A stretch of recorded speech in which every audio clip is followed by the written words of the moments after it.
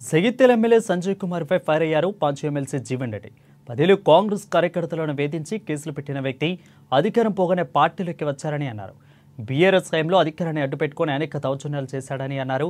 అయితే ఇప్పుడు కాంగ్రెస్లోకి వచ్చి మళ్లీ పెత్తనం చేస్తున్నాడని మండిపడ్డారు. రాష్ట్రంలో కాంగ్రెస్ అధికారంలోకి రావడానికి కార్యకర్తలే కారణమన్నారు ఎమ్మెల్సీ జీవన్ రెడ్డి.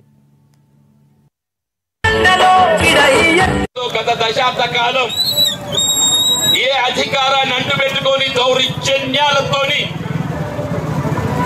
సామాన్య ప్రజానికపై కాంగ్రెస్ పార్టీ కార్యకర్తలపై రాష్ట్రానికి పాల్పడ్డారు.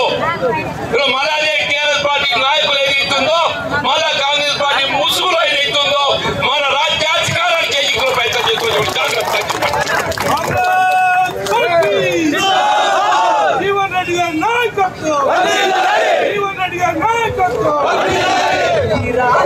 రాష్ట్రంలో కాంగ్రెస్ పార్టీ అధికారం ఇది కేవలం కాంగ్రెస్ పార్టీ కార్యకర్తల శ్రమ ఫలితం. కాంగ్రెస్ పార్టీ కార్యకర్తల శ్రమ 10 సంవత్సరాల శ్రమకు ప్రతిరూపం.